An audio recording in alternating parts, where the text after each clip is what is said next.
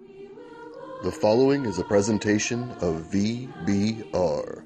Welcome, and thank you for joining us in our study of God's holy word.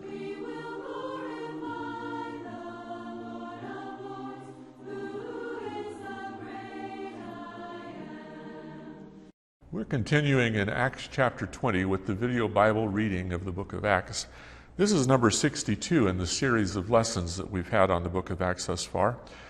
As we pick up the story here of the first generation of Christians in the book of Acts, we're concluding Paul's third missionary journey. Acts 19 was all about Paul's work in Ephesus in the mid-50s of the first century. Ephesus was the leading city of Asia in those days. And we had a message in chapter 19 about baptism, reminding us of the connection between baptism into Jesus Christ and receiving the Holy Spirit. We had a description of exceptional miracles that were being done through Paul in Asia. We had an account of some Jewish exorcists who coveted the power of Jesus' name but did not follow him and were overcome by the demoniac that they were trying to exorcise. We noted that it was from Ephesus that Paul wrote 1 Corinthians while Timothy was en route to Macedonia and Achaia, and that toward the end of Paul's time there in Ephesus, he had fellow travelers from Macedonia who were swept up by the rioters that were upset about the threats that the Christian faith was provoking to their way of life and their income, which was centered on the temple of Artemis.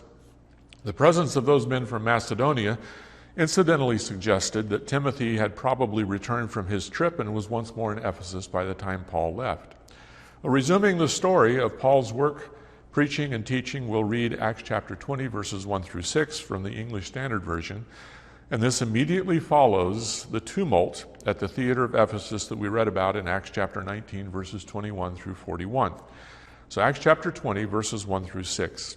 After the uproar ceased, Paul sent for the disciples, and after encouraging them, he said farewell and departed for Macedonia. When he had gone through those regions and had given them much encouragement, he came to Greece. There he spent 3 months, and when a plot was made against him by the Jews as he was about to set sail for Syria, he decided to return through Macedonia. Sopater the Berean, son of Pyrrhus, accompanied him, and of the Thessalonians, Aristarchus and Secundus, and Gaius of Derbe, and Timothy, and the Asians, Tychicus and Trophimus. These went on ahead and were waiting for us at Troas.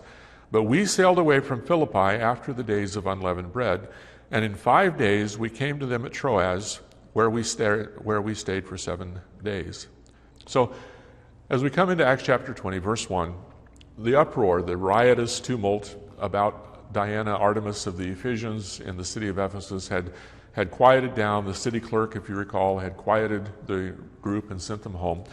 And Paul then, after that, sent for the disciples. This is similar to something that happened in Philippi when Paul and Silas had been asked to leave town. They sent for the disciples.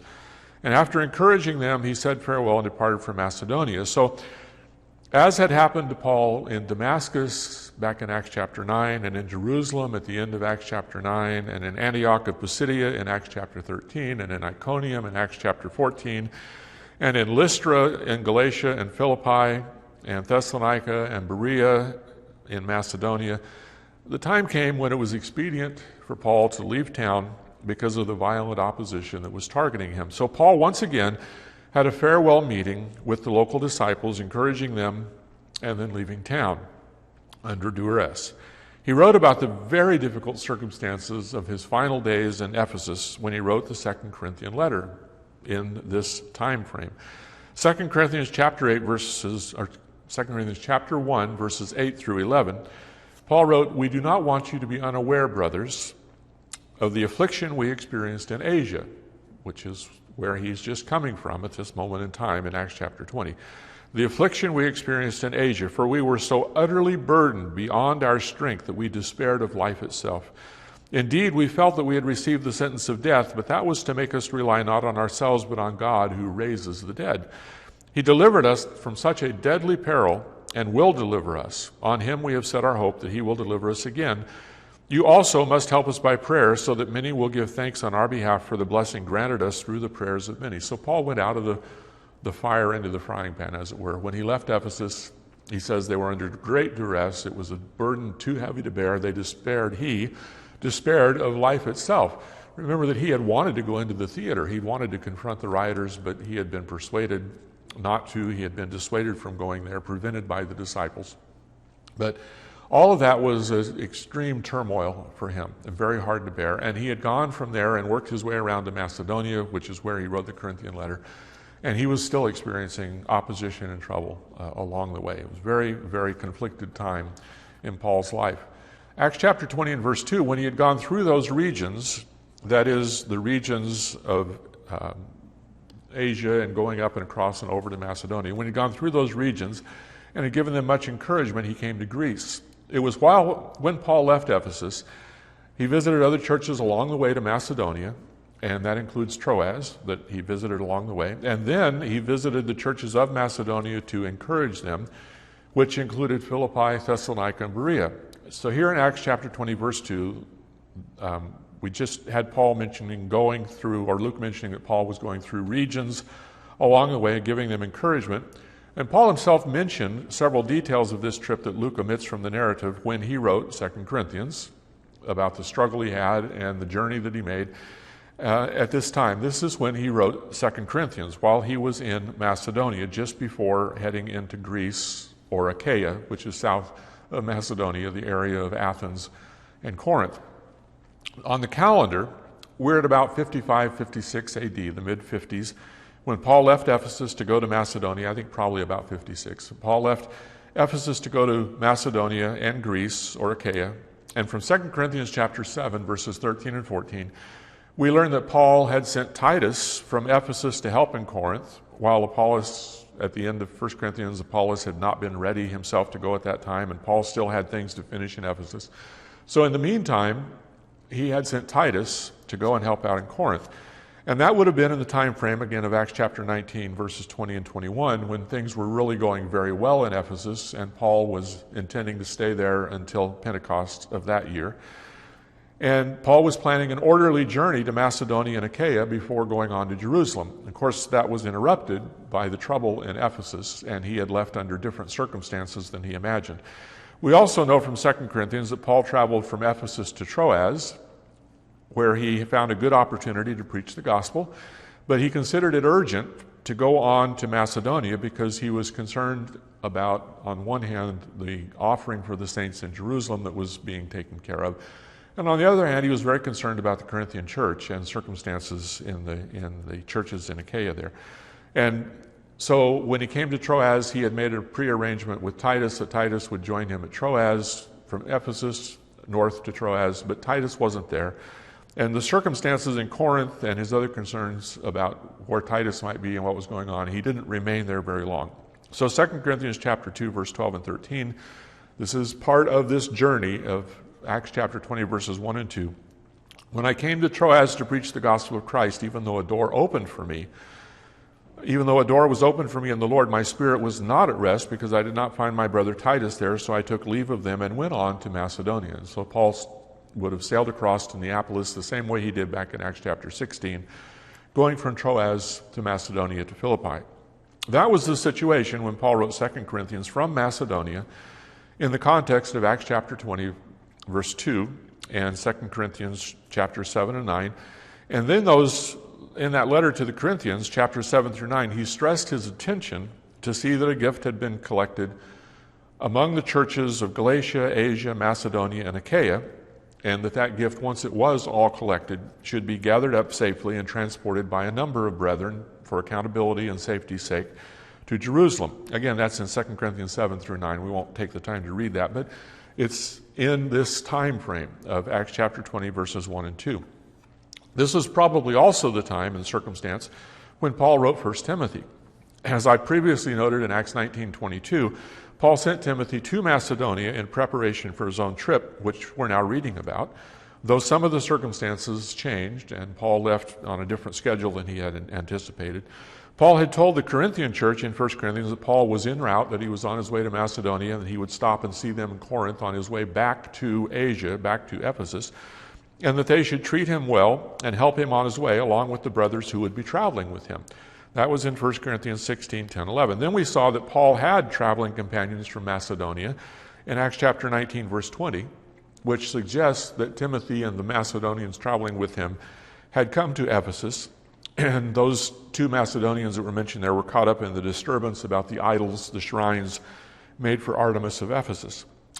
So there are several threads that point to the conclusion that Timothy had most likely completed that trip and returned to Ephesus with brethren from Macedonia as planned before Paul himself left Ephesus in haste. And so Paul wrote to Timothy in 1 Timothy chapter 1, verse 3, "As I urged you when I was going to Macedonia, remain at Ephesus so that you may charge certain persons not to teach any different doctrine." So it appears that Timothy came back. Paul left him in Ephesus, went across first to Troas and then across over to Macedonia, and wrote Paul, at that time Paul wrote the letter to Timothy, 1 Timothy.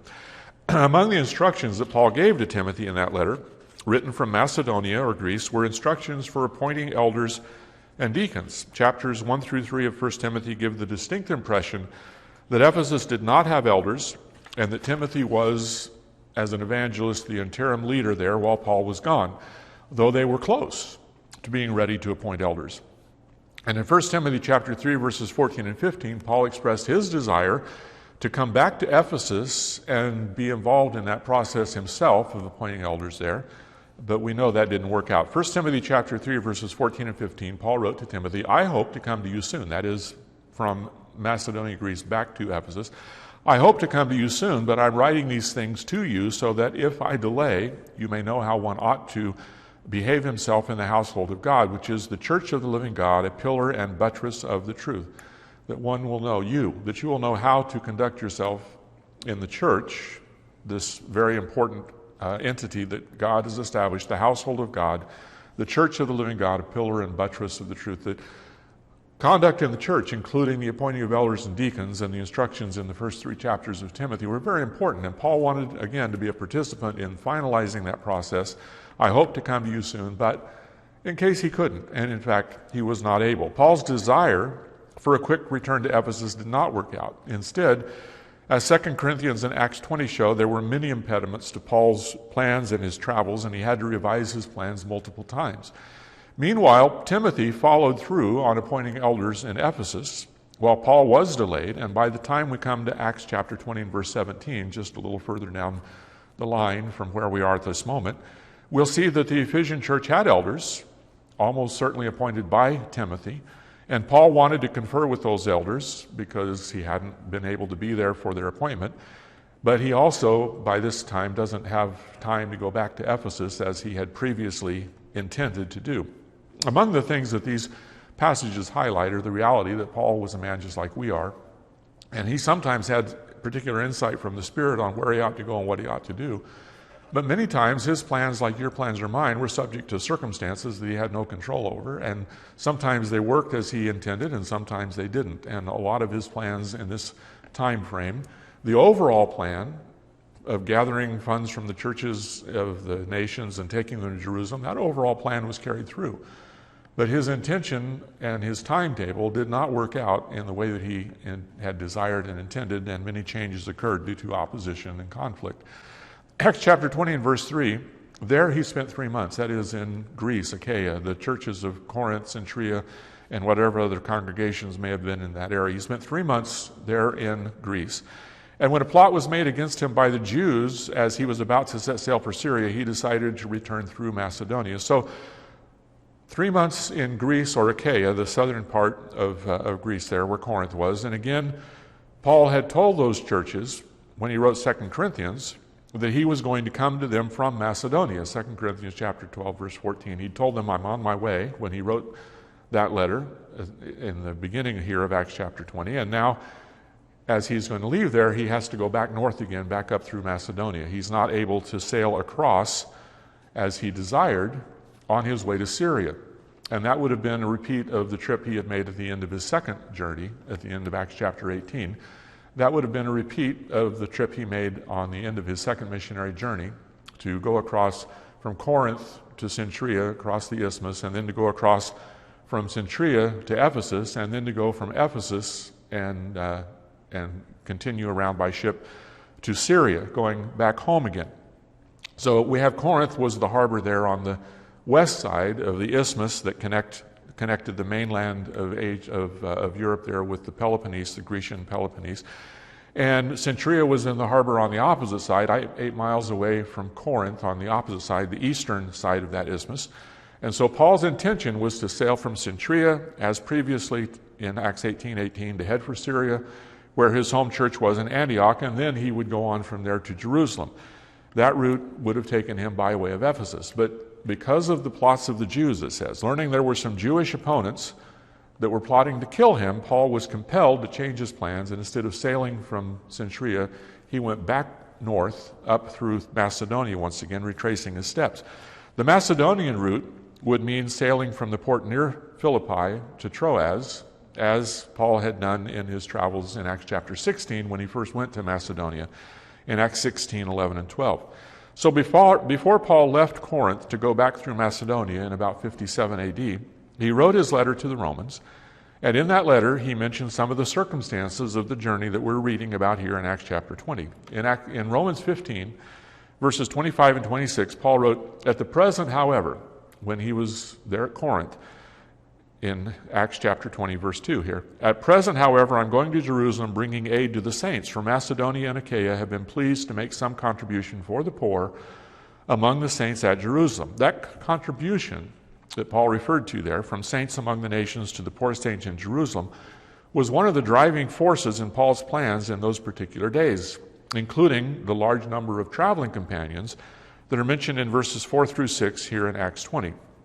Paul repeatedly mentioned these brothers as a group in 2 Corinthians chapters 8 and 9. For example, 2 Corinthians 8:23, "As for our brothers," and he's talking about several of the men that we have mentioned by name here in Acts chapter 20, and perhaps some that are not in this particular list, but basically the same group. "As for our brothers, they are messengers of the churches, the glory of Christ." And when we read on here about these men, Acts chapter 20 and verse 4, the men that Paul is by and large talking about in 2 Corinthians 8:23, we have Sopater the Berean, the son of Pyrrhus, accompanied him, and of the Thessalonians, Aristarchus and Secundus, and Gaius of Derbe, and Timothy, and of the Asians, Tychicus and Trophimus. Now, several of the men mentioned here are mentioned elsewhere, either in Acts by name or in Paul's letters, and some of them were co-workers from place to place with Paul. Some of them may have been deacons of the various churches, sending funds to Jerusalem. They were all men who were trusted by the churches, as Paul mentioned there in 2 Corinthians 8:23. "Titus," he said, "is my partner and fellow worker for your benefit. As for our brothers, they are messengers of the churches, the glory of Christ." And that word messengers, by the way, is the word apostles. The Greek word is apostolos. It's the same word that is used of Paul as an apostle of Christ, or of Peter and the 12 as apostles of Christ. And it's also used in a more general sense, as it is used here, that these men were apostles of the churches. They were sent out. That's what the word apostle means, one who is sent out. Paul, Peter, the 12, they were sent out by Jesus. But these men were sent out by the churches. Sometimes you'll see a reference to Barnabas as an apostle or James as an apostle, for example, in the beginning of the book of Galatians, the first chapter. And that's because these men were commissioned and sent by churches to go with the message of Christ. There's a specific set of those who are sent as apostles, messengers of Jesus, and then there's a broader set of those who are sent as messengers or apostles of the churches. And these men were apostles of the churches, messengers of the churches by Paul's language.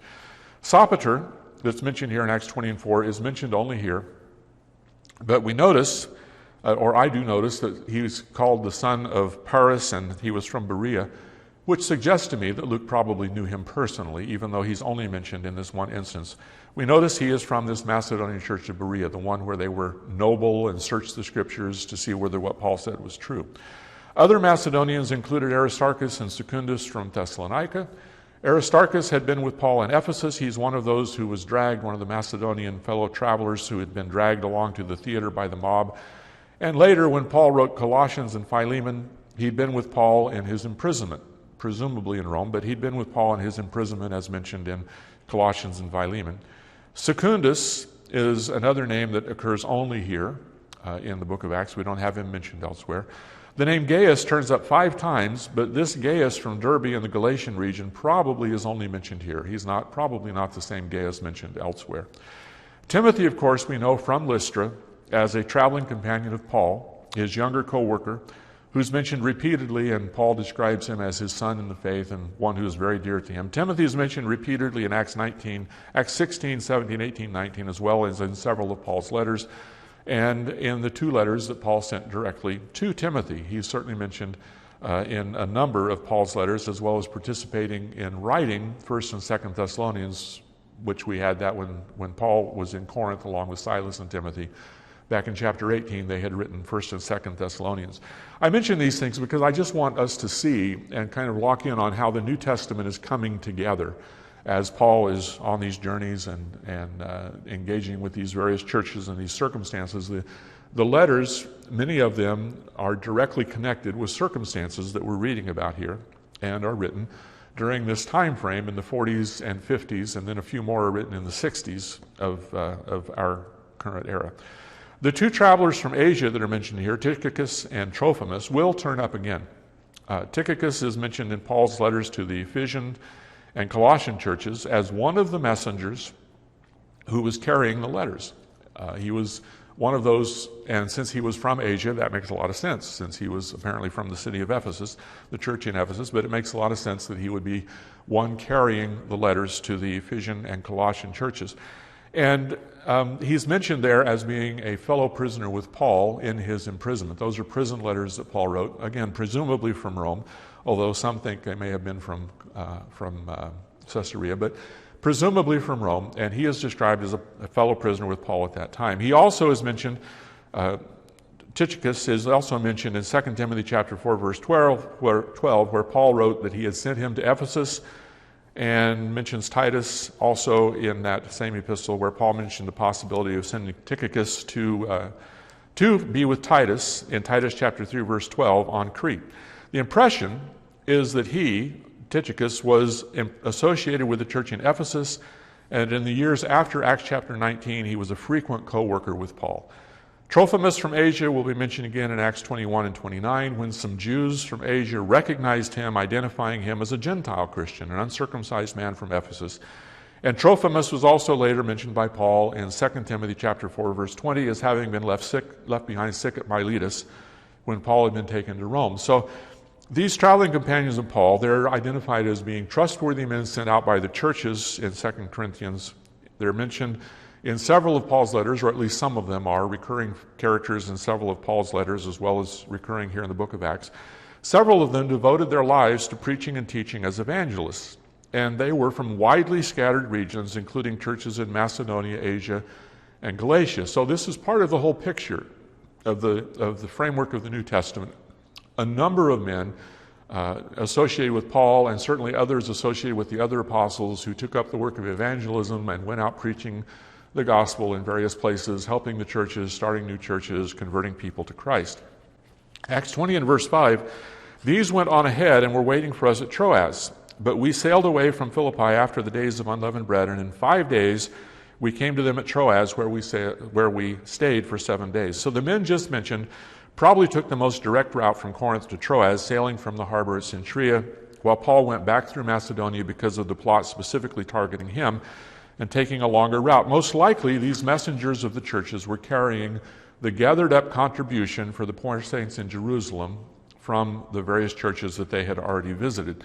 We can see here in verse 6 that Luke was again traveling with Paul. At the end of Acts 16, Paul and Silas, had left Luke behind in Philippi. Here, when Paul sailed from Philippi to Troas, we have us in verse 5 and we in verse 6. So Luke has rejoined Paul for this journey after a very fruitful work of several years' duration, probably 5 or 6 years in Macedonia, Philippi, Berea. Remember, he seemed to know Sopater in person.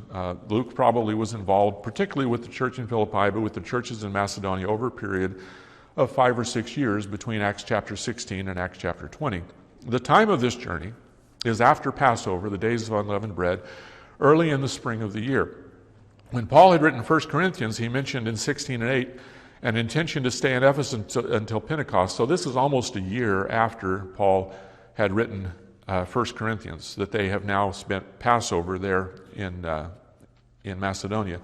The riot in Ephesus may have forced Paul to leave a little sooner than he intended, but this Passover season in Macedonia Must have been, again, nearly a year of intense travel and work and tension along the way among the churches from Ephesus to Troas to Macedonia to Achaia, back to Macedonia, and then going back across over to Troas once again.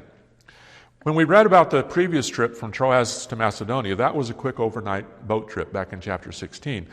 The trip there, they had one stop and then they arrived the next day in Macedonia. The trip in the opposite direction from Macedonia to Troas, Luke says, was 5 days. And that's accurate in terms of the travel of the day. Luke knew what he was talking about, as he always does. And that's because going from west to east, you have the prevailing currents and winds in your favor, going from Asia to Macedonia. When you're going, I may have just said east and I meant west. When you're going west from Asia to Macedonia, when you're going the opposite direction, going east, the winds and the currents are not in your favor, and it is a much longer trip, and it involves rowing and so on and so forth in that day and time, because they don't have the help of the winds. It's much more difficult. And so it takes 5 days going from Macedonia to Asia, while it had taken only 2 days, or one and apart from Asia to Macedonia. And so Paul, along with Luke, reconnected with Paul's listed traveling companions here in Troas, apparently arriving on a Monday, I take it, after a 5-day journey by ship. In verse 16, we're going to see that Paul was in a bit of a hurry to get to Jerusalem by Pentecost of that year. And there's only 7 weeks between Passover and Pentecost. And so Paul, within that 7-week time frame, and they've already spent 5 days, they spent the days of unleavened bread and another 5 days in Macedonia. So time is ticking by, and he wants to get to Jerusalem, hopefully by Pentecost. So having spent the days of unleavened bread and then 5 days on the ship, and now he comes to Troas, and he spends 7 days in Troas, and that's one of the reasons why I'm pretty sure he arrived on Monday, is because he spent 7 days in Troas. And it's because he wants to be with the church, and the church comes together on the first day of the week. We're going to read that in the next verse, in the next segment of this series. We're going to read about that in the next segment. So having a week already passed, having come to Troas, he only has at most 6 weeks to go in order to get to Jerusalem by Pentecost, and yet he spends a whole week in Troas. So this is a strong indicator of how important the first day of the week was in the life cycle of the ancient church. Paul wanted to meet with the whole church, and the day to do that was, as we're about to see in chapter 20, verse 7, the first day of the week. Even though he was in a hurry, Paul lingered 7 days in Troas to be with the church on the first day of the week. And that's where we'll pause for this section, and we'll pick up next time in Acts chapter 20 and verse 7, with Paul still in Troas, but on the first day of the week, meeting with the church there.